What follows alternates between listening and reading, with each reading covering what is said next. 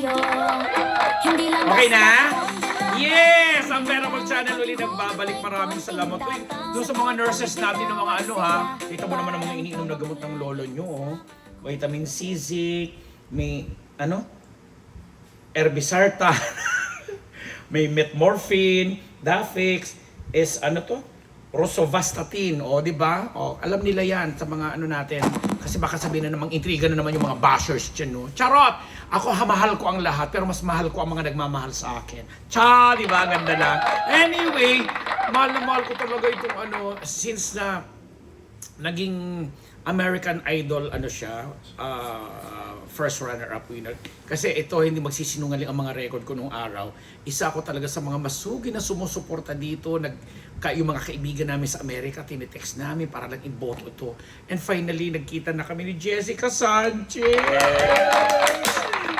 Nagkaroon bang ng, hindi ko alam kung anong May ito lalabas, pero nung May 16, hindi, unahin na natin itong ilabas. May 16, talaga namang muli siyang magbabalik sa entablado ng Araneta. Oo, kasi nga, social ang Jessica Sanchez, gano'n. O, di ba? At ang mga kasama lang namin ito, magmusmulin.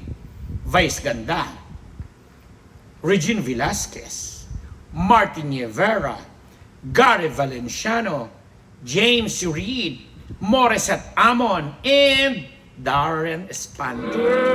Oh, palakpakan yan. Yan ang mga kasama niya. Kasi nga, late nung May 8 yata nung closing night, closing ceremonies ng ASEAN Summit na ginanap po sa Cebu. Ito po yung samahan ng mga presidente mula sa iba't ibang ASEAN countries. Kasama dyan ang Philippines, China, Japan, South Korea, Brunei, Thailand, etc. na ginagawa yan every now and then. At tayo ang nag-host itong version na to. At naimbitahan nga dyan si Jessica Sanchez para kumanta. Siyempre, pinalakpakan siya. In fact, sabi nga ng mga kaibigan natin na mga Cebuano, hi, mga Kabahog family. O, di ba?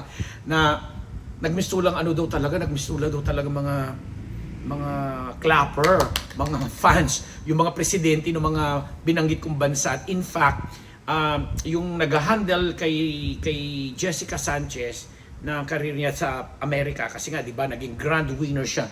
2025 grand winner ng America's Got Talent. Nataranta kasi talagang kinukuha at ini-schedule si Jessica na mag-perform din dun sa mga kagaya sa Japan, China, South Korea, Brunei. Oy, Brunei social, di ba? Yung isa sa mga delegate na Brunei na mataas ang kutungkulan, yung Prince something, napagawa ko, nagkaguluhan. Mar, kamukha ng boyfriend mo dating taga-Hapon, yung taga-Japan. Pero siya, Brunei siya, sultan siya, prince siya ng Brunei na isa sa mga naging tagahanga niya, ni Jessica Sanchez. Tapos, hindi lang isa ang nag-perform nung gabi na yon. Dahil nandoon din ang 2025 ba? Na nanalo rin na si Sofronio Vasquez sa The Voice. Oh, di ba? Ay, syempre, proud na proud dahil Bisaya man gid yan si Sofronio baga. Yung ngani hindi ko lang ngani, no? So anyway, pinagkaguluhan yung dalawang yan. Talagang happy yung mga kaibigan natin. Ang mga sources po natin is mga friends natin from Cebu na talagang nagmistula daw talagang malaking stage ng mga internationally renowned or globally renowned performers or artists na sa sina Jessica Sanchez nga at saka si Sofronio Vasquez. Tapos, that was weekend. Tapos nakita uli si Jessica Sabado naman, kinabukasan yata, nasa naman siya sa Showtime. Parang umupo siya isa sa mga guest jurado nung tawag ng tanghalan, kung saan talagang muli na namang sinabi ni Jessica na talagang nakakabilib daw talaga ang mga malaki talaga ang mga Pinoy pagdating sa kantahan. Kasi nga yung ang isang nating Pinoy na napapalaban at malamang o nasusuportahan ng sambayan ng Pilipino sa buong mundo, itong si Mati Honyosa, di ba, na napapalaban naman sa Britain, sa Britain, Britain's Got Talent naman siya. na ngayong alam natin ngayong matatapos ang May or baka tama, early June yata, magpa-finals na kasi nakadalawang Golden Buzzer siya, di ba? Yung kanyang audition na si Simon Cowell ang nag-press ng Golden Buzzer at yung pangalawa, yung girl naman ang nagbigay sa kanyang ng Golden Buzzer na automatic na pasok siya sa Grand Finals na. Sometimes, di ba? Taray.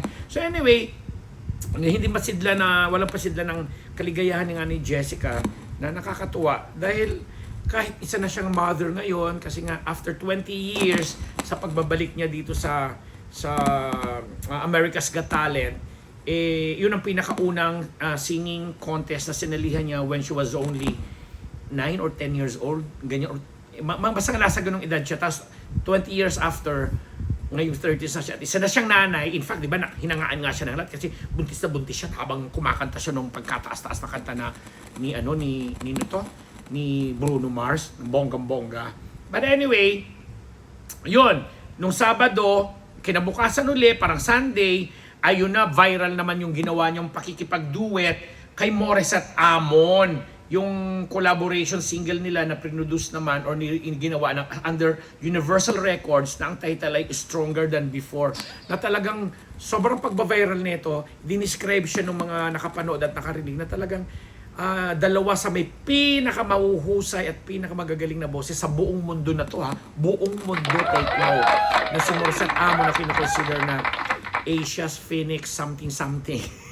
Ang mahina ang mga title na yan eh. And of course, si Jessica Sanchez nga na nung mapanood na rin natin sa YouTube, talagang maririnig mo, kumpara mo dun sa naging bardagulan nila ni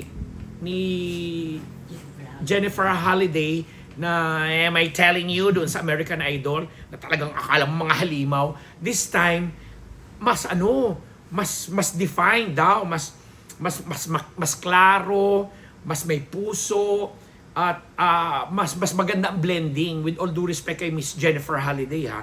Ito yung sinasabi ng mga nakarinig na tagapanood, nagaya ko.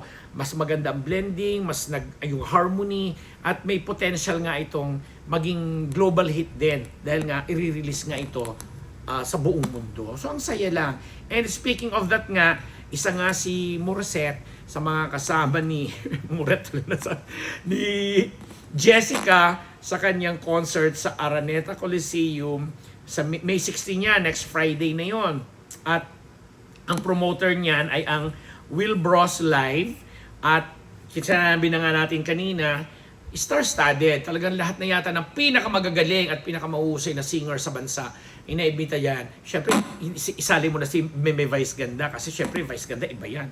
Tagahanga din ng bongga yan ni Jessica sa ilang beses na rin pagbisita sa kanya ni Jessica dito. No? Ulitin natin sa May 16, Friday, kung aabutan pa natin yan, kasama niya si Vice Ganda, Asia Songbird, Regine Velasquez, Mr. Pure Energy, Gary Valenciano, The Concert King, Martin Rivera, my friend, ang heartthrob na si James Reid, ang Asia's Phoenix, Morissette Amon, at ang The Voice Sensation na si Darren Espanto. O mga ka-team unbearable, mga kaibigan, mga kapamilya, kapatid, kapuso, di ba? Maraming salamat and good luck sa iyo, Jessica Sanchez. Bongga. Tayo rin siya, simple pero solid, swak sa masa. Papa ang betebre, kilala